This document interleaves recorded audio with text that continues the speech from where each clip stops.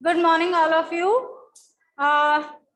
Arrangement period है, लेकिन इसके बावजूद भी जो साधना मैम है आपको विराम चिन्ह करा रहे थे, उसी को हम आगे बढ़ाएंगे। ठीक है, विराम चिन्ह जो है वो 12 हम करेंगे। तो एक बार फिर से पहले वाले विराम चिन्ह जो है वो दोहरा लेते हैं, साथ साथ में आप अपनी कॉपी में लिख लें। राइट, सबसे पहले था पूर्ण विराम। पूर्ण विराम क्या था? इस तरह डंडी, जब वाक्य खत्म होता है उसके बाद जो हम ये डंडी लगाते हैं इसे हम क्या कहते हैं?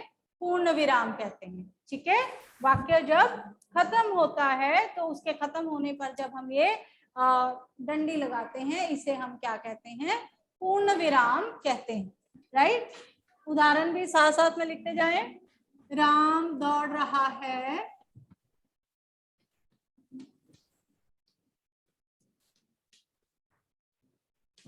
इसके बाद मेरा सेंटेंस खत्म है तो मैं क्या लगाऊंगी? पूर्ण विराम। उसके बाद हम लेंगे अल्प विराम।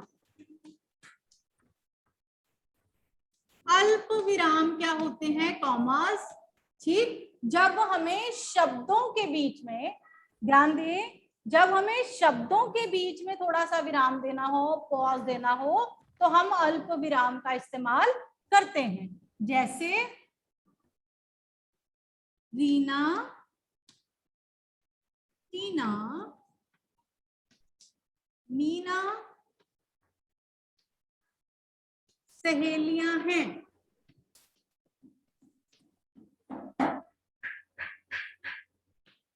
हमने शब्दों के बीच में जब हम विराम देना चाहते हैं, पॉज देना चाहते हैं, तो क्या होता है? अल्प विराम। जब हम शब्दों के बीच में पॉज देते हैं, अगर इनमें पॉज ना हो तो ये कैसा बोला जाएगा? रीना, टीना, मीना सहेलियां हैं। ठीक है, अगर इसमें हम पॉज देते हैं तो आता है रीना, टीना, मीना। इट मीन्स कि मेरे बोलने में बीच में थोड़ा सा हम विराम दे रहे हैं। जब हम थोड़ा विराम देते हैं तो वो क्या होता है? अल्प विराम। अल्प को हम हिंदी में क्या कहते हैं? क्या अर्थ होता है? थोड़ा।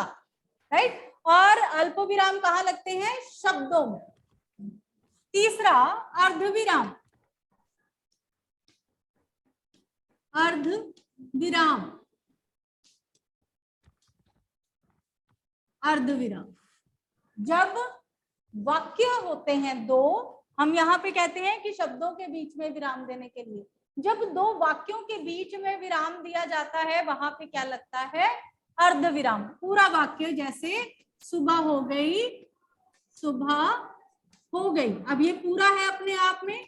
ठीक है, अब जल्दी उठो, तो जल्दी उठो भी एक जो एक पूरा सेंटेंस है। दो सेंटेंसों के बीच में जब हमें विराम देना है तो हम क्या लगाएंगे? अर्ध विराम। ठीक है, अल्प विराम क्या है? जब हम शब्दों के बीच में विराम देते हैं। और अर्ध विराम क्या है? जब हम वाक्यों के बीच में विराम देते हैं। देन हाँ जी, हाँ जी, प्रश्नवाचक चिन्ह।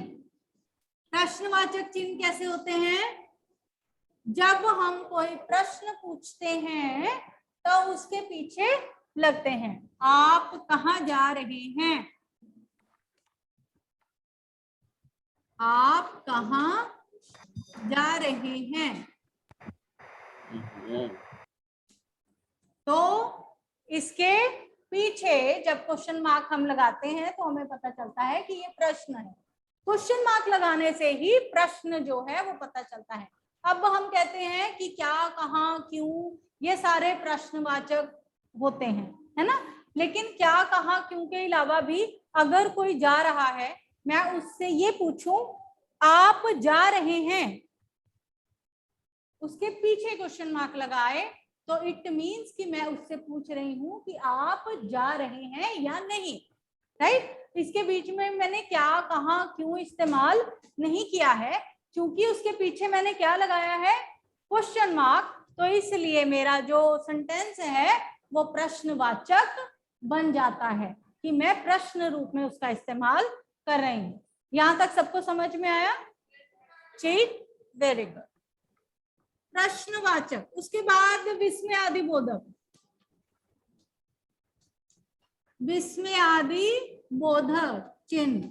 ये क्या होता है?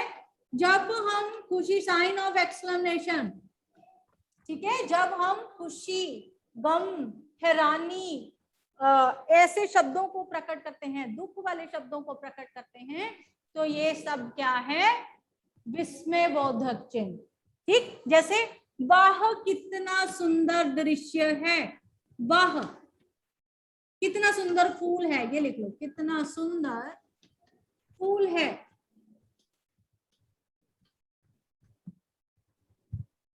हाई मेमोरी, ठीक, तो ये क्या है? अचानक से दुख का भाव आ गया, वह जो है वो हैरानी और खुशी का भाव है। तो जब हम ये इस्तेमाल करते हैं, ऐसे शब्द लेते हैं, तो इनके साथ हम क्या लगाते हैं? विस्मयादि बोधक चिन्ह, जिसे हम इंग्लिश में क्या कहते हैं? Explanation mark. ठीक है, गॉट इट बेटे? अब आइए योजक चिन्ह। योजक चिन्ह, योजक चिन्ह है हाइफन, जिसको आप छोटा हाइफन बोलते हैं। ये शब्दों के बीच में लगता है। किन शब्दों के बीच में? जो ऑपोजिट वर्ड्स होते हैं, या जो एक जैसे पुनरावृत्ति शब्द होते हैं, या जो एक समानता वाले शब्द होते हैं, या जिसमें तुलना की जाती है, उन सब शब्दों में योजक लगता है। जैसे सुख, दुख, ठीक है, ये क्या है? Opposite words. अगर मैं कहूं मेरे घर में लाल लाल टमाटर लगे हैं, सेम वर्ड्स लेकिन पुनरावृत्ति, ठीक, लाल लाल, सेम वर्ड्स। और उसका मुख चंद्रमुख है, चंद्रमुख है, चंद्रमा के समान, राइट। तो जहां पे तुलना की जा रही है या उपमा है, जहां पे पुनरावृत्ति शब्द है, या जहां पर ऑपोजिट वर्ड्स हैं, वहां पे क्या लगता है? योजक। क्लियर? किन वर्ड्स में योजक लगता है? जो ऑपोजिट्स हो, जो एक जैसे हो, या जिसमें किसी चीज की तुलना किसी चीज से की जाती है, उन सारे शब्दों में क्या लगता है? योजक चिन्ह, जिसे आप इंग्लिश में हाइफन बोलते हैं। यहां तक ठीक है? अब आइए निर्देशक चिन्ह।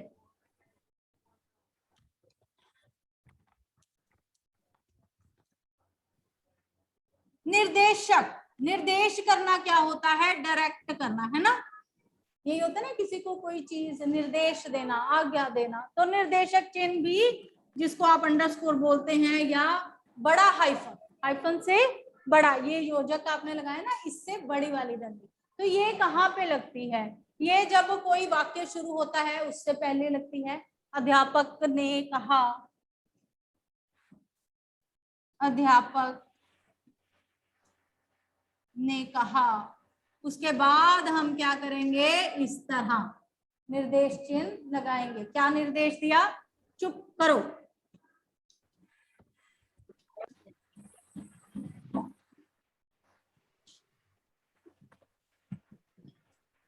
नीचे बोर्ड नहीं दिख रहा, वेट, बोर्ड का कुछ करता है।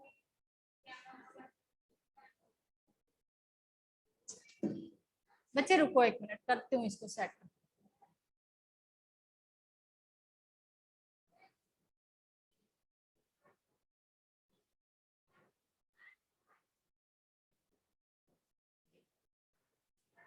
हाँ, ये टेढ़ा होगा, रुको रुको। Got it? ठीक है, अब चलिए जी। निर्देशक चिन्ह, जब हम दिशा निर्देश देते हैं, अध्यापक ने कहा चुप करो। और इसके अलावा निर्देशक चिन्ह कहाँ लगता है? जब हम जैसे लाल बहादुर शास्त्री, उसके बाद हम निर्देशक चिन्ह लगाकर कहेंगे जय जवान जय किसान, ठीक है, जो उनका नारा था। और कई बार हम लिखते हैं कंप्यूटर, निर्देशक चिन्ह लगा के, लाभ और हानियां, निबंध का टाइटल देते हैं, ठीक है। जब हम किसी निबंध का राइटर के साथ टाइटल दे रहे हैं, तब निर्देशक चिन्ह लगेगा, या जब कोई डायलॉग बोला जाएगा तो उससे पहले जो है वो निर्देशक चिन्ह लगेगा। Got it? आगे विवरण चिन्ह। विवरण चिन्ह, विवरण चिन्ह क्या होता है? विवरण क्या होता है? किसी चीज को एक्सप्लेन करना। इसका निशान कैसे है? इस तरह और ऐसे, ठीक। विवरण चिन्ह क्या है? जब हम किसी चीज का विवरण देते हैं, किसी चीज को एक्सप्लेन करते हैं, उसे हम क्या कहते हैं? विवरण। सपोज जैसे हम लिखते हैं, राजा दशरथ के 3 पुत्र थे, 4 पुत्र, सॉरी 4 पुत्र थे। अब यहां पे मैं विवरण चिन्ह लगाऊंगी कि मैंने अपनी बात की है, अब मैं उसका विवरण देने वाली हूं, मतलब उसके बारे में एक्सप्लेन करने वाली हूं, ठीक है। राजा दशरथ के 4 पुत्र थे, तो मैं यहाँ पे लिखूंगी राम, लक्ष्मण, भरत और शत्रुघ्न। भरत, शत्रुघ्न।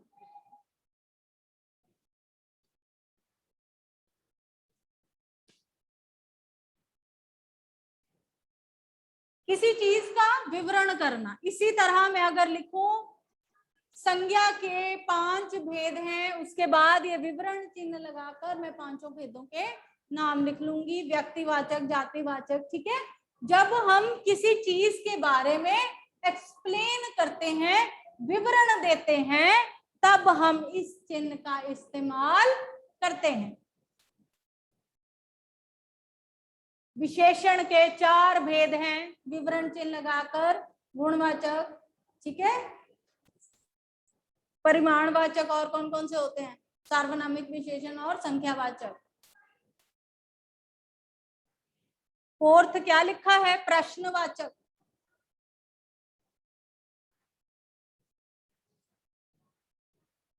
भरत, शत्रुघ्न।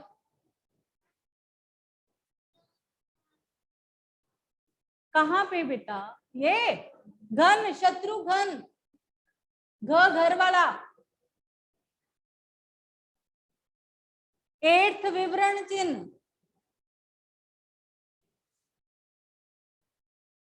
दृष्टि, आपको नहीं पता राजा दशरथ के कितने पुत्र थे? उनके नाम लिखे मैंने, नहीं पता किसी को भी? रामायण में कितने भाई थे वो? 4। क्या नाम थे उनके? राम, लक्ष्मण, भरत और शत्रुघ्न। सबको पता है? तो अगर बोर्ड नहीं भी दिख रहा, फिर हलाऊंगी, फिर इधर से कुछ ना कुछ हिल जाएगा। चलिए आगे। विवरण के बाद अब हम लेते हैं उद्धरण चिन्ह। उद्धरण, उद्धरण चिन्ह क्या होते हैं? कॉमास, इन्वर्टेड कॉमास आपने इंग्लिश में किए हैं ना, इस तरह, 2 इस तरह लगाकर और 2 इस तरह लगा के, उसे हम क्या कहते हैं? उद्धरण चिन्ह, ठीक है। जैसे नेहा ने कहा, उसके बाद उसका कोई डायलॉग है, तो उसका पूरा जो डायलॉग है वो हम किस में लिखेंगे? इन्वर्टेड कॉमास में। ये ना एक्टिव पैसिव वॉइस होते हैं ना, वही बोलते हैं इंग्लिश में कि कुछ और होता है? हाँ, इनडायरेक्ट और डायरेक्ट स्पीच, ठीक है। रीमा ने कहा, कॉमा लगाकर अब हम इन्वर्टेड कॉमा शुरू कर रहे हैं, ठीक है। आज छुट्टी थी, आज छुट्टी थी,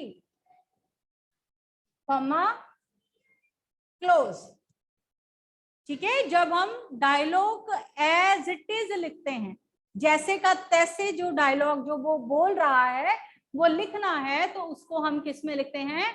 कॉमास में लिखते हैं। तो इन्हीं कॉमास को हिंदी में क्या कहते हैं? उद्धरण चिन्ह। इन कॉमास को, इन्वर्टेड कॉमास को हिंदी में क्या कहते हैं? उद्धरण चिन्ह। जब हम कोई डायलॉग बोलते हैं तो उसे एज इट इज लिखने के लिए हम इन्वर्टेड कॉमास या उद्धरण चिन्ह का इस्तेमाल करते हैं। बेटा किसी को कुछ नहीं समझ आ रहा है यहाँ तो प्लीज पूछें। All clear? चलिए 10वां करें, कोष्टक। मुझे लगता नहीं पूरे 12 यहाँ पूरे आएंगे। कोष्टक होता है ब्रैकेट्स। ब्रैकेट आप उसमें भी इस्तेमाल करते हैं, मैथ्स में भी, इंग्लिश में भी, ठीक है। तो हिंदी में ब्रैकेट्स को हम क्या कहते हैं? कोष्ठक। कोष्ठक का इस्तेमाल हिंदी में क्यों किया जाता है? जब हम कोई नाटक या कहानी पढ़ते हैं तो उस कहानी में या नाटक में भाव दर्शाने के लिए हम कोष्ठक का इस्तेमाल करते हैं। अब चूंकि एक नाटक चल रहा है, उसमें नाटक चल रहा है, जो वो बोलेगा या गुस्से में वो कहेगा दफा हो जाओ, चले जाओ यहां से, तो हमें उसके बोलने के स्टाइल से या उसके एक्सप्रेशन से पता चलेगा कि ये गुस्से वाला है। लेकिन अगर वही नाटक हम पढ़ रहे हैं, खेला नहीं जा रहा नाटक, हम पढ़ रहे हैं, बुक में नाटक आते हैं ना, पापा खो गए सबने पढ़ा है, ठीक है। तो नाटक में जब एक्सप्रेशन देना हो, जैसे उसने उससे कहा, नहीं उसने राम से कहा जल्दी से चले जाओ, जल्दी से, तो उससे पहले ब्रैकेट में अगर लिखा जाए उसने राम से कहा गुस्से से, तो हम जब नाटक पढ़ेंगे तब हमें पता चलेगा कि यहाँ क्या भाव आ रहा है, गुस्से का भाव आ रहा है, राइट। तो जब हमें भाव प्रकट करने हो नाटकों में, कहानियों में, एकांकियों में, तो हम कोष्टक का इस्तेमाल करते हैं। जैसे आपने पापा खो गए, आपकी एकांगी है, उसे खोल कर देखिए तो बहुत बार वो आया धीरे से, उसने चुपके से उसको कहा, उसने फुसफुसाहट, तो वो सारी चीजें उन्होंने किस में लिखी हैं? ब्रैकेट्स में लिखी हैं। आप चाहें तो बुक खोल कर देख सकते हैं। तो जितने भाव हैं, भाव मीन जितने भी एक्सप्रेशंस हम देना चाहते हैं, वो हम किस में लिखते हैं? कोष्टक में लिखते हैं, ठीक है। उसने उसे देखा, उसने उसे देखा, अब हम ब्रैकेट में लिखेंगे प्यार से, और चला गया।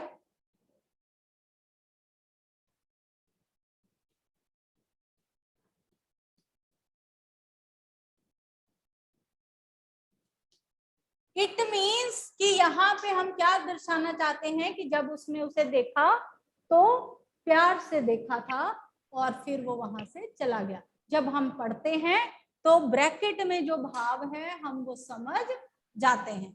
अगर ये ना हो उसने उसे देखा और चला गया, देखा तो इट मीन नॉर्मल भी हो सकता है, गुस्से में भी देखा हो सकता है, ठीक है। जब हमें स्पेशली अपना एक्सप्रेशन दर्शाना है तो वो हम सारे एक्सप्रेशन जो हैं, भाव जो हैं, वो हम किस में लिखते हैं? ब्रैकेट्स में लिखते हैं।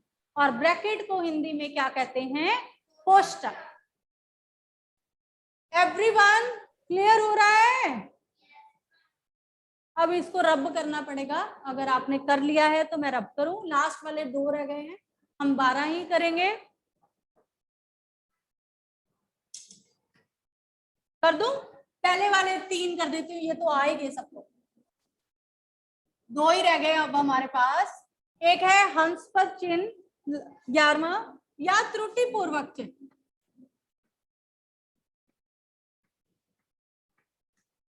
हंसपद चिन्ह या त्रुटिपूरक चिन्ह। त्रुटिपूरक चिन्ह। त्रुटिपूरक क्यों इसको कहते हैं? त्रुटि का मतलब होता है गलती। इसका साइन क्या है? इस तरह। त्रुटि का मतलब क्या होता है? गलती। जब हम, अब ऊपर से नहीं दिखाई दे रहा, हाय राम क्या पंगा। चलो जी, ठीक है। जब हम कोई सेंटेंस लिखते हैं, अचानक से गलती हो जाती है, हमारे पास व्हाइटनर भी नहीं है, अगले अगले सेंटेंसेस हम लिख चुके हैं और वो शब्द लिखना जरूरी है, तो हम इस चीज का इस्तेमाल करते हैं। आप भी घर आना। अब यहाँ पे मुझे हमारा भी लिखना था, आप भी हमारे घर आना, तो हमारा छूट गया मेरा, तो मैं क्या करूंगी, हमारे, हम ये शब्द जो है वाक्य के ऊपर लिख देंगे और अपनी गलती सुधार लेंगे। जब कोई इस वाक्य को पढ़ेगा तो वो अगर यहाँ ये चिन्ह लगा है तो वो क्या पढ़ेगा, आप भी हमारे घर आना। ठीक है, इसका मतलब ये है कि जो शब्द हमसे छूट गया है, जो गलती हो गई है, वो हमने ऊपर लिख दी है, इसलिए इसे हम क्या कहते हैं, हंस पद चिन्ह या त्रुटि पूरक चिन्ह। त्रुटि का मतलब होता है गलती। ऐसे हम बहुत बार करते नहीं हो आप, कोई सेंटेंस छूट जाता है, उसमें कोई शब्द छूट जाता है, तो उसको हाइफन डाल के इस तरह हम ऊपर लिख देते हैं, तो उस चिन्ह को हम क्या कहते हैं, हंस पद चिन्ह। राइट, उस चिन्ह को हम क्या कहते हैं, हंस पद चिन्ह। जब हम अपने वाक्यों में कोई गलत शब्द जो है वो नहीं लिख पाते हैं और गलती हो जाती है, तो उस शब्द को लिखने के लिए हम इसका इस्तेमाल करते हैं और अपने वाक्य को सही करते हैं। लास्ट, लाघव चिन्ह। लाघव का क्या मतलब होता है, लघु, और लघु का क्या अर्थ होता है, कौन बताएगा, हैं? लघु का क्या मतलब होता है, लघु का मतलब होता है छोटा। याद करें, लघु और दीर्घ आपने विपरीत शब्द भी किए हैं। लघु छोटा, दीर्घ बड़ा। ठीक, तो लाघव चिन्ह क्या है, जब हम बड़े शब्द को छोटा बनाते हैं तो हम लाघव चिन्ह का इस्तेमाल करते हैं। जैसे आपने देखा होगा, डॉक्टर हम इस तरह लिखते हैं, अगर हमने इसकी शॉर्ट फॉर्म लिखनी हो तो हम इस तरह लिख के ये जो बिंदु लगाते हैं, इसे हम क्या कहते हैं, लाघव चिन्ह। बड़े शब्द को छोटे बनाने के लिए हम उसकी शॉर्ट फॉर्म लिखते हैं, तो ये बिंदु लगाते हैं, उसे हम लाघव चिन्ह कहते हैं। इसी तरह शब्द होता है पंडित, पूरा पंडित ना लिखकर हम क्या करते हैं, इस तरह चिन्ह लगा देते हैं, लोगों को पता चल जाता है ये पंडित है। डॉक्टर, RS,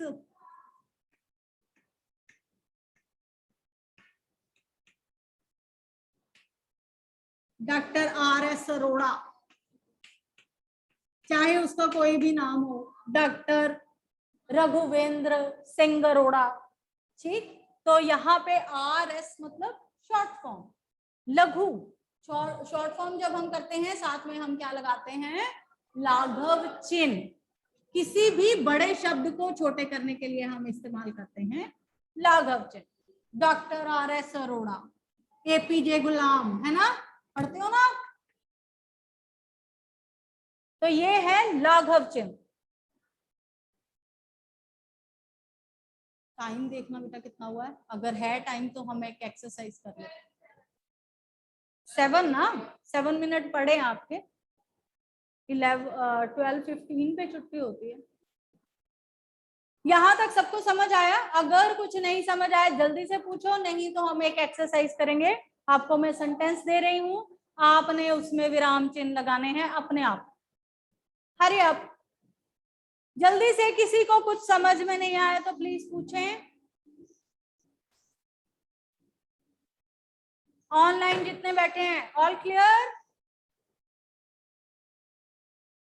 जलेश, हाँ जी, आई मेरी क्लास है ये तो सारी। बोलो बेटे, बोले जलशवीर, जलेशवीर, हाँ बोलो। अनम्यूट किया तो है मैम, कोष्ठक। हाँ, जाइए। जलशवीर दोबारा पूछिए, क्या पूछना चाहते हैं आप बेटे? मैम, कोष्ठक एक्सप्लेन। कोष्टक, कोष्टक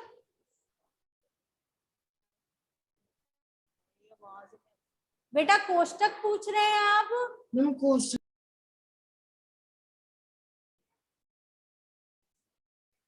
आवाज नहीं आ रही। कोष्टक का मतलब ब्रैकेट्स होता है, ठीक है।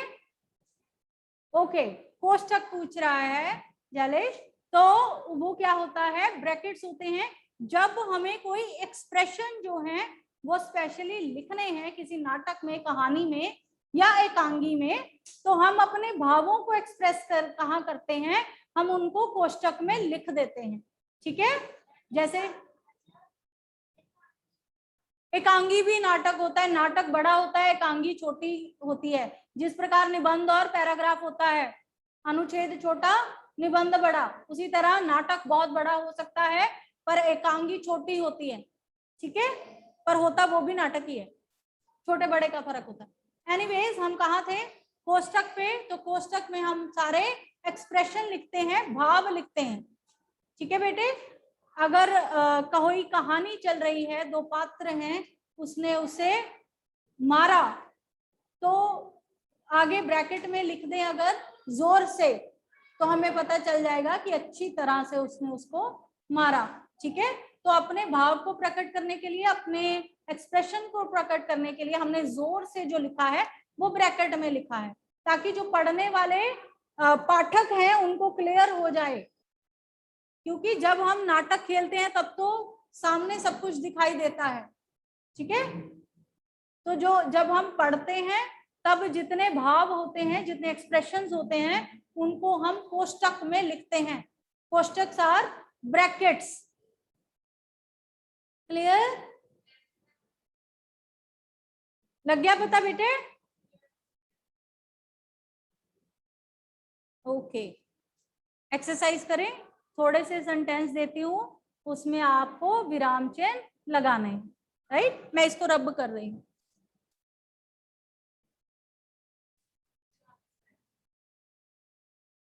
चार सेंटेंस लिख लेते हैं,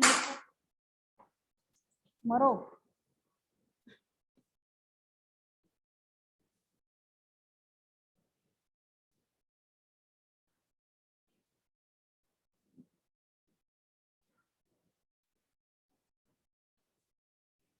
चलो जल्दी जल्दी लिखो।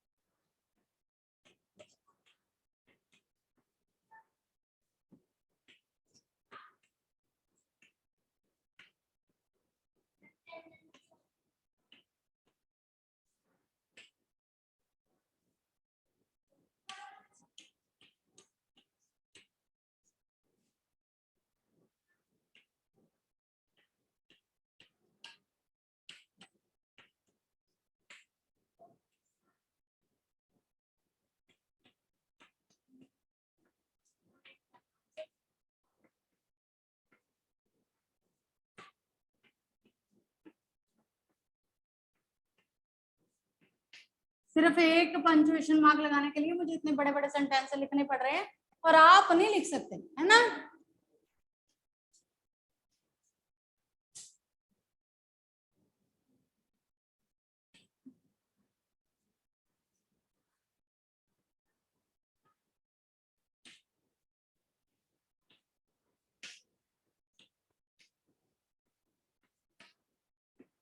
पूछा मैंने है?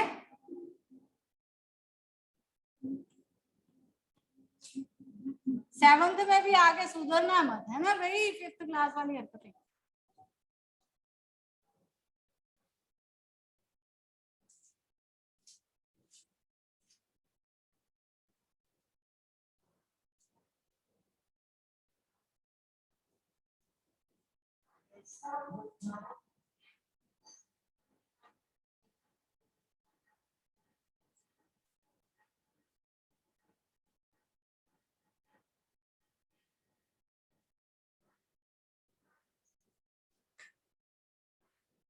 कलर्ड चौक नहीं है तुम लोगों के पास?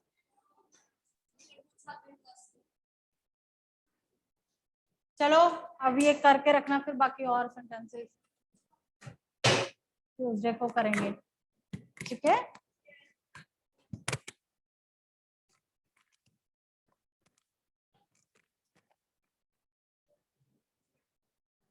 अभी जब आएगा ना